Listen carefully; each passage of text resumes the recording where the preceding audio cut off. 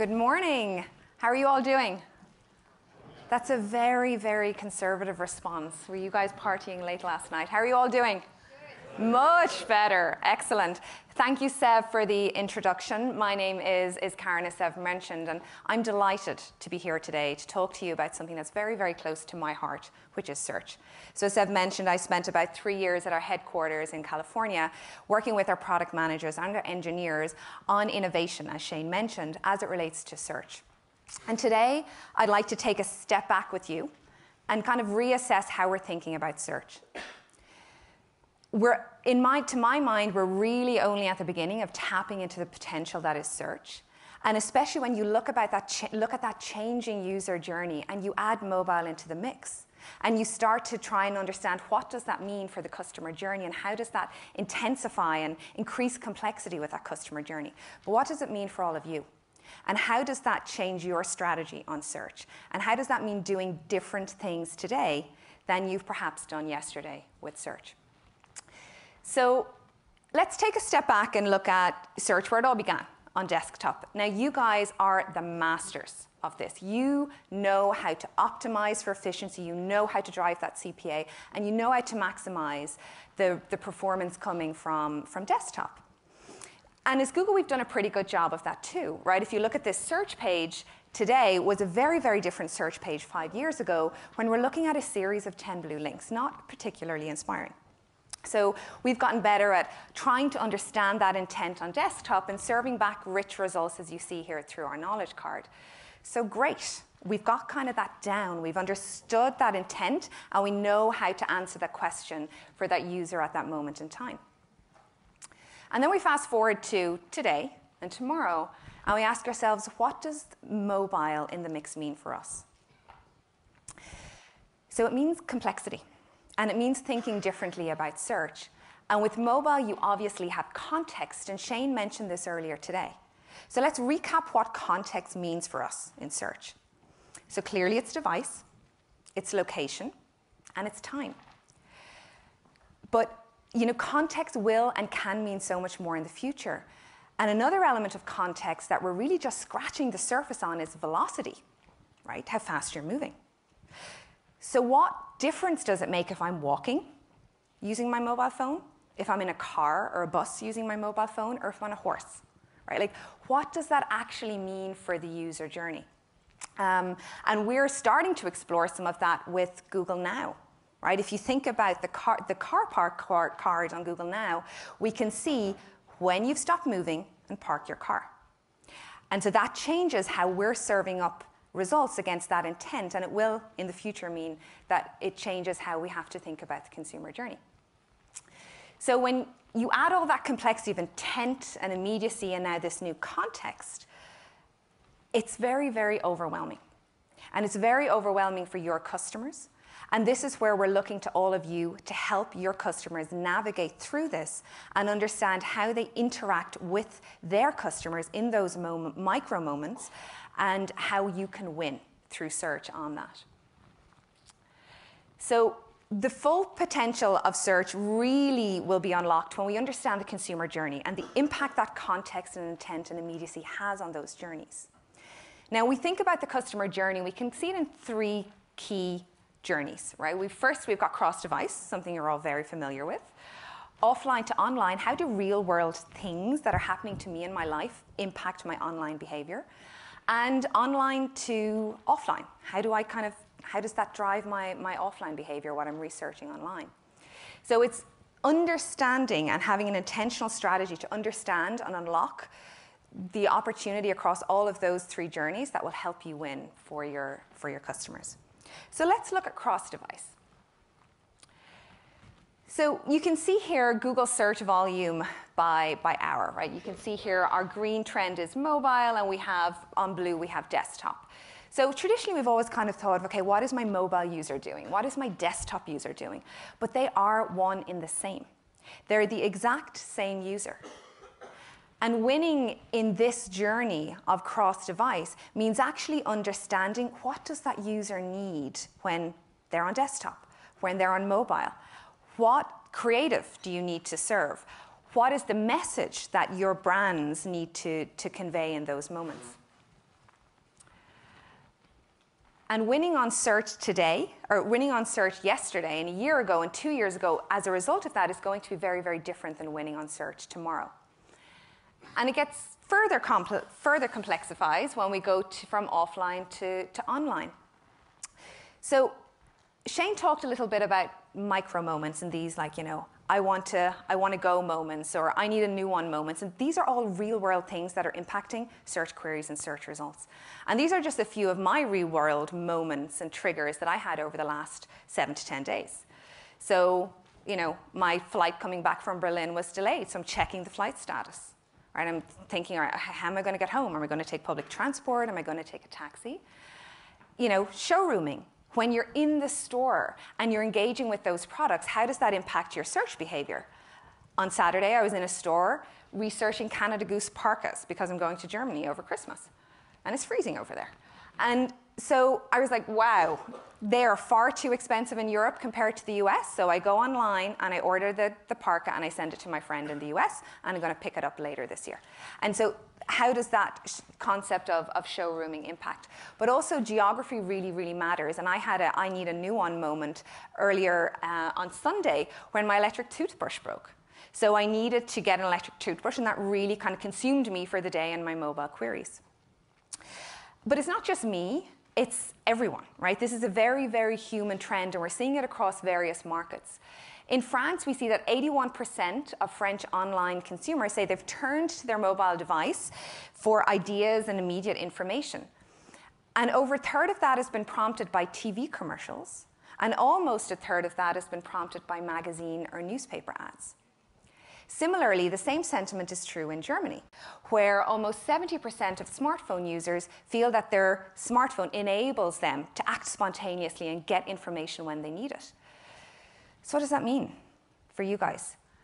What it means is looking at search through a different lens. It's no longer just about keywords. It's no longer, have I got the right mix between generic? Have I got the right mix between brand? But it's like, do I understand the user? Do I know what real life events are going on here? Am I capturing live events like the Rugby World Cup? Am I capturing popular TV shows and what sort of behavior that could drive on a mobile device? And looking at your search strategy and your keyword strategy through the lens of moments. And kind of building on that online-offline mix, let's look for a second at the intersection between the digital world and the physical world. So this could be me searching for a query for a flu shot. It's autumn, and we're getting into the cold season. So various different queries here, some brand, some generic category, kind of a mix. In that moment, when I'm looking for flu mist, do you think I'm going to be loyal to Walgreens or Rite Aid? With all due respect to those brands and the brand equity they've built, for me, probably not. And why? Because in that moment, my intent trumps identity, right? It doesn't matter who I am, I need a flu shot in that moment. And my immediacy trumps my loyalty to my brand. So while I tend to go towards Walgreens generally, in that moment, if I need a flu jab in the next half hour, I'm going where I can get it. And knowing that context and understanding that customer journey is so core to devising your reach strategy and also your creative strategy on search. And staying with context and the power of location within it, it is astounding. Over the last year, we have seen over a doubling of near-me queries in mobile search. Over doubling in the last year. Phenomenal. And again, shows that power of context and what that means for your mobile strategy. And that brings complexity, right? We have doubling of search. That means complexity, like, oh, I haven't really thought about my local strategy. What does that mean for me now? But it also brings a huge amount of opportunity. And one advertiser that has captured this opportunity fantastically well is Red Roof Inn. But I'm going to come back to that later and share that with you. So let's switch gears now from online to offline. So we know that most of purchases still happen today in physical stores. But similarly, we also know a huge proportion of those are driven by digital. And we have many studies to show how that how that journey and what that flow looks like. Taking an example here, 94% of smartphone users looked for local stores nearby. That's massive, 94%. Of that 94, 66% visited a store. And almost a quarter actually made a purchase in the store. So that is really, really fundamentally changing how shopping is done. And again, that brings more complexity. And as we think about, for us, what that means, while we know in aggregate that this is actually driving impact, we haven't always been able to effectively map that right down to the customer level. Like, what does that mean for one customer over another? And that's why over the last 3 to 4 years, we've been investing in a product called Store Visits. And our vision with Store Visits is to create a journey for you and your customers where you can take the customers from the digital world right up to the storefront. So bringing them right up to the storefront and really starting to understand that journey of 94, 66, 26, what that looks like for your specific customers. And we're doing this in a privacy-friendly aggregate way based on Google location data and signed-in users. And so this is great. This is huge. This is massive in terms of what we can now attribute through that journey from online to offline. But it's not without its own challenges. So if we think about this, that's great. We've got the user up to the front door of the store. But then that raises other questions. What sort of credit do we give that digital media? Should we give the digital media 30 days credit for bringing that user to the door? 3 days? 2 years if it's a case of a car dealership, or 2 hours if it's a local fast food restaurant. So they are new challenges, new questions, answers to which we don't always have, but these are exciting times, and these are exactly the problems we need to be solving. So I want to share with you, going back to the Red Roof example, of a customer who has really been taking context to a whole new level and using that to maximize their potential and win in search well above their competitors. So Red Roof Inn took one data point of context, one thing that they knew that was happening with their customers' world, and they built an entire search strategy around that and drove some really impressive results. But I will let the video do the talking as opposed to me, so if we can roll the video, please. 922 flight cancellations today. That's on top of the 5,000 we had on Sunday and Monday. A snowstorm beats a jet aircraft every time. What do you do as a consumer?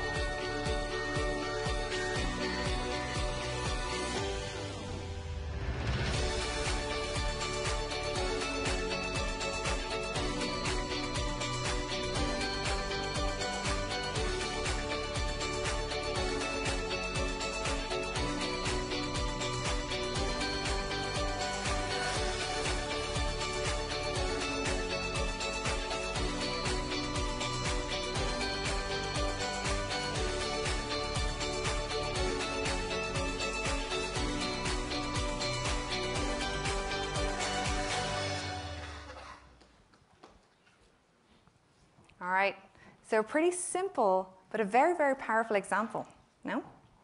Pretty powerful. And so this video really embodies my message to all of you today, and kind of taking that through to tomorrow, to the workshops and to the conversations that you're going to be having with your account managers. You guys are doing an amazing job on search, but there is so much more. And you can see with this example that we're really only scratching the surface. And to go back to a point that Shane made earlier in innovation, this is what we're asking of you. We're asking that you don't sit back, that you don't set it and forget it, that you don't think you're done with search, because we are truly just at the beginning of the power that search can unlock. So before I invite Pierre from our agency Armstrong in France up on stage, I want to thank all of you for continuing to fly the flag of search, to drive that performance for your advertisers, but also asking you to challenge yourselves and really ask yourselves, are you thinking of context? Are you thinking of that context, immediacy, and intent together? And are you pushing the boundaries on search enough for you and for your customers? Thank you.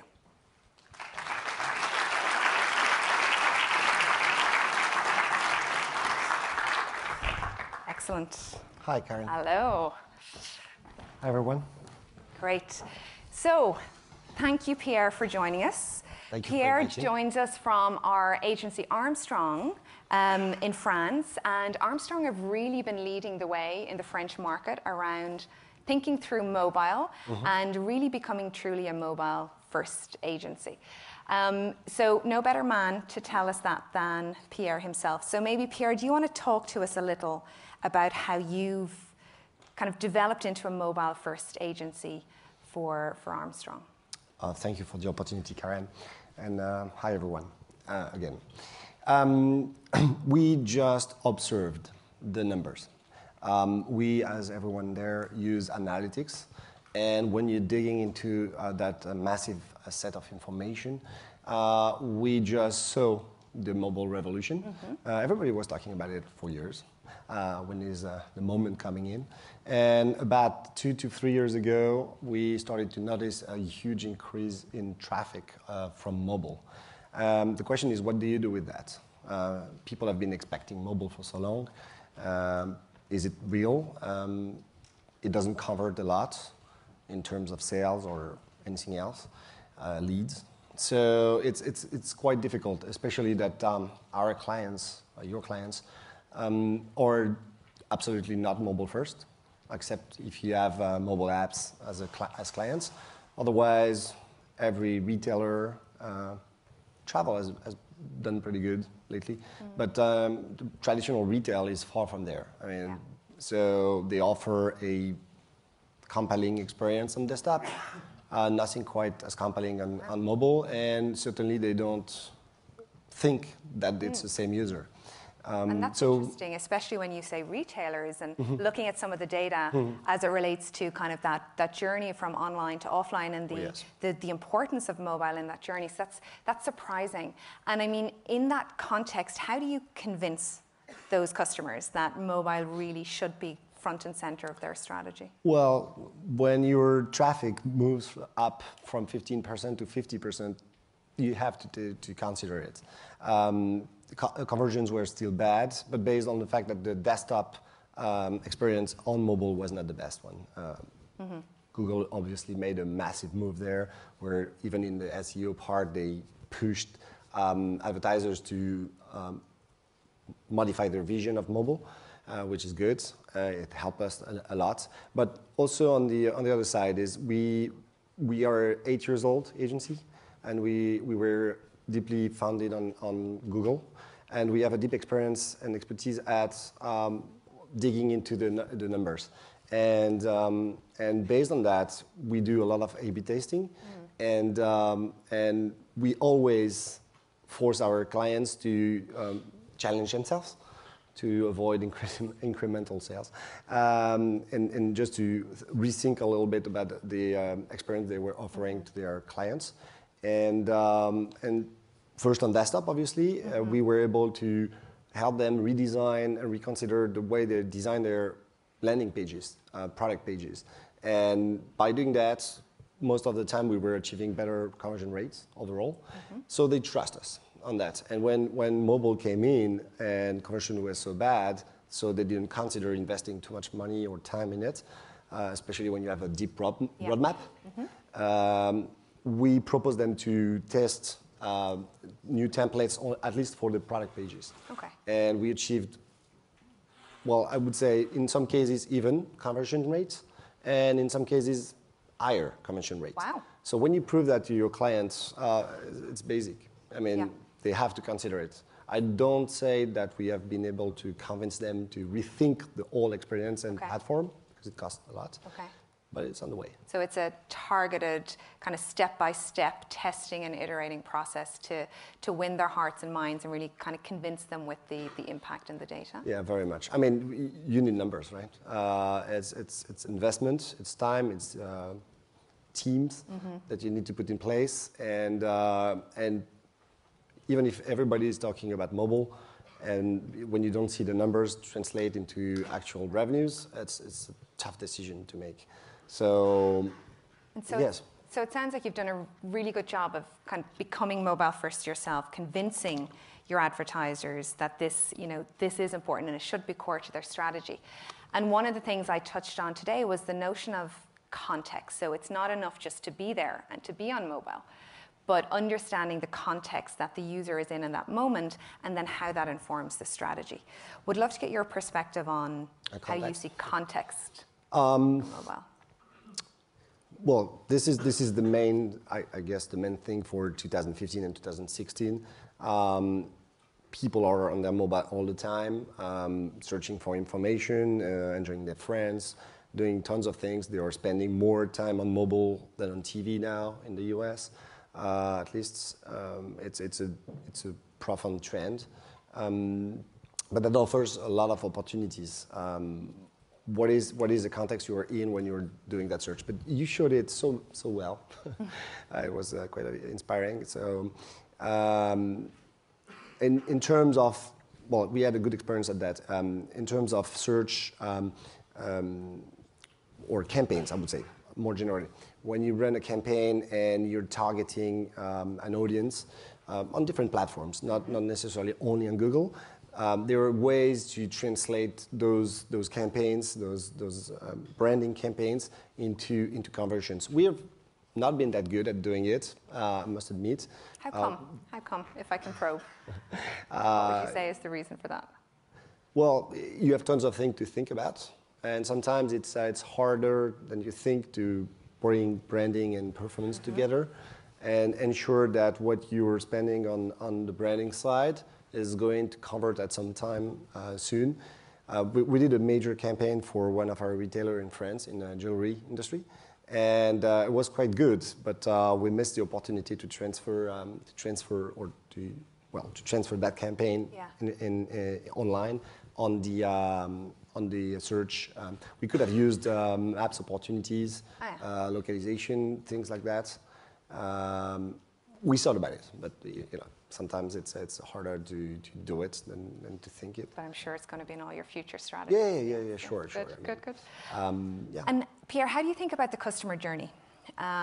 Thinking of that, multi-screen journey, the offline to online and the online to offline. To what extent does that factor into, when you're designing a campaign or thinking about a strategy for a customer?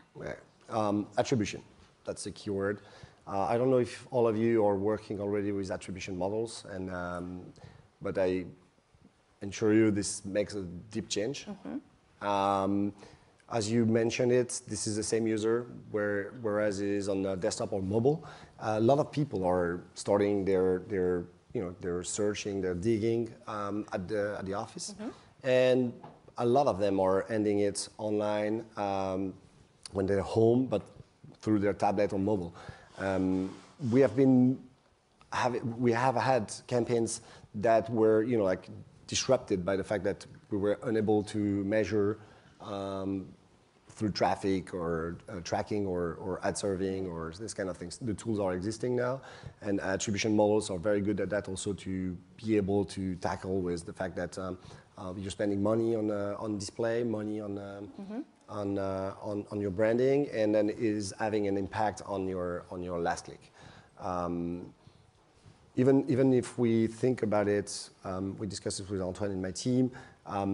There are things that Google provide us nowadays. They are still on demand. I hope it will come as an obvious way, but Google is able to measure the impact of mobile in first click. And when you measure mobile first click, it's also a good way to convince your client. We have, I think it's 4 times better conversion rate. Okay. Obviously, it's a different way to measure things, but it means also that without the mobile proper campaign and strategy ahead, you wouldn't have probably made that conversion. And I'm sure that the room is probably, struggling with a lot of these things as well. Like, what is that right model, or what are those learnings? And from your experience, what advice would you give on attribution? Do you think there's a one fit? No, there's clearly not a one fit, and at the moment, most of the tools on the market are not very much. They are black boxes most of the time. They try to modelize themselves, and there are other tools that authorize you to set. But I think it's quite difficult. I mean, it really depends. I mean, you need to have a global vision. Yeah. And the fact that if you have clients that are spending money also offline makes it more difficult, I guess, to measure. Absolutely. So I mean, it's more analytics will help. Yeah. It will take time. And hooking back into what Shane talked about earlier this morning around the concept of moments and these micro moments, as opposed to, just the person behind the moment. How do you see that in the context of search? How do you see the world of, keywords versus moments? I love the example you showed about the red rooftop. Yeah. I think it's brilliant. At the moment, what we do in terms of context is we design our own API tool that we until now use only internally, but allows us to upload or download the product feed from the clients and transform it into ads and keywords automatically and refresh them according to price, stock, new products coming in and everything. So we use context for a long time somehow. Because I mean, when you are a retailer, there's no reason. I mean, it could be a strategy, but there is no reason to spend money on keywords for products that you no longer have in your catalog, or that you don't have enough stock, or for any reason are not profitable enough, and everything like that. So we tackle already with context, but I think there are many more opportunities we need to. Yes. I think. The near me experience for retailers is essential. When you're on your mobile and you search for certain keywords, probably there are ways that we can leverage that, that context there. And Pierre, on that note, what would you say, using that context and using the API that you've built to free you up to think about context, what was the most innovative thing that you would say your agency has done around leveraging context in search? I think it's yet to come. Apart from wonderful. Yes, we'll look forward. It's yet to come. I mean, I'm very interested in the localization stuff. Also, the fact that now we have access to customer match. I think this is very, very, very interesting to dig. I don't know if some of you already used it, maybe as a beta or already because it's available now. But I think it's very powerful. We have been using that kind of first-party data on other platforms, obviously, and they have proved to be very successful in terms of conversion and in terms of serving a specific message to the right audience at the right time. So I think if you mix the customer match, especially also the fact to be the gender aspect of it, men or women for pants, for instance, it's very useful.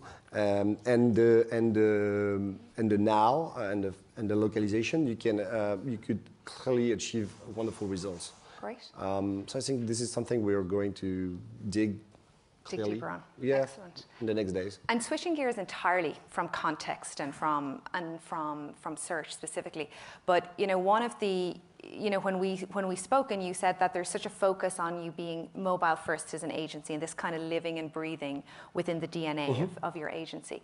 Be interesting for folks in the room to understand, what are you doing at a company and an agency level to ensure that mobile is first and it is in the DNA of each and every employee? Yeah, apart from designing campaigns that respond to the traffic that's come in, we brought in UX designers also to be able to design those mobile platforms for some of our clients when they are unable to do it, to design branding experience also when we have creative ideas, and bringing UX designer is a very good way of having a better understanding of the customer journey. Those people their mindsets is really deeply, around customer behavior, customer experience, whether it's on desktop or mobile, but I would say mobile first. So it's a good way to integrate, by integrating those competencies to open your mind on what's the UX in general. Great. Okay. So I know we're running out on time. I want to make sure we leave some questions. One final question for you, Pierre. What would, if you had to give this room a piece of advice from your experience on mobile and specifically mobile search, what would your top tip or top piece of advice be for the group? Context. I mean, we've been talking about that. We probably are going to talk a lot about that during those 2 days. Wonderful. And context is the king, yes, for sure. I mean, we're using it everywhere now, and great. That's Excellent. the thing.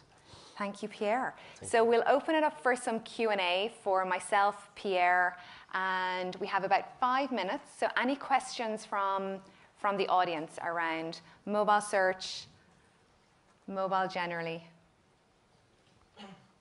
Yes, here in the front. Shall I throw? I'm gonna try and throw this at you. Here we go. I'll try not to whack you in the head. Great catch. Woo! So thank you very much. Karen, this is a question for you based on the presentation you made.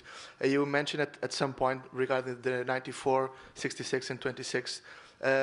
How do you measure all those steps on a flux? And on the other hand, especially the purchase part, because you mentioned the visit.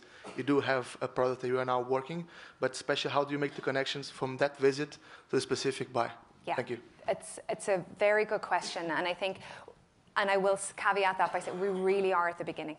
And so the vision is that we can track, so those 3 statistics that you saw, that we can actually help you track that journey across all 3 of them. And so what we've started is obviously with store visits, but we are exploring, okay, how do we, once they get into the store, what we're starting to build in with that product already is thinking about how much time are they spending in the store, right, as a proxy for how engaged they are versus not. But that's, not quite the sale. So we're starting to now think through what do we need to do from a product point of view to actually start understanding the people we bring in store, how do they purchase or how do they interact once they're in the store. So we're not quite there yet, but it's very much on the roadmap and on the plan because we feel only then will we really be able to carve out the vision of that. So those 26 are more of a study you made? Yes, that's an aggregate study of over 2,000 consumers, yes. Thank you. Any other questions? Oh, you might need to throw the Android up there. Nice, almost. It is early in the morning. It's complicated, I know. Pierre, one for you really. You talked about your mobile attribution models, and I'm just kind of interested in how you're making that link between a device, a mobile device, and then maybe a conversion on desktop. If you are managing to do that, is it logged in users, or is there some other magic there? There's a product on the market now that's called Atlas, and that allows you to do that. I don't know if you're familiar with Atlas. It's an old technology that has been bought by another platform, and we completely rethink the whole product. And because of the data they have, they are able to serve around profile and not anymore about cookies. So when you're logged in on that platform, you have the opportunity, as an advertiser, to know that this is the same person that went to your website or was exposed to your ad on any publisher website and who came and visit your website through the mobile. So if you dig into Atlas, you'll see it's, I'm pretty sure, Google will come up with something like that because they have the same amount of data. And it's perfect timing, actually, because the next session after the break, we're going to have Mark come in and talk about around that topic, and then programmatic and dig a little deeper there. So it's a good point time to bring up the conversation again. So Atlas, A-T-L-A-S. Yes. Yeah. Thank you. Annie, we've time for probably one more question. Anyone else want to throw a question? Throw a question out? No? No? All right. Well, you have won a minute back. I will not stand between you and the break any further. I will hand over to Sev to walk you through the logistics. Thank you very much, Pierre, for joining us today. Really insightful to hear how you're managing and winning in mobile for your agencies. Thank you, Karen. And thank you to all of you. Thank you. Thank you.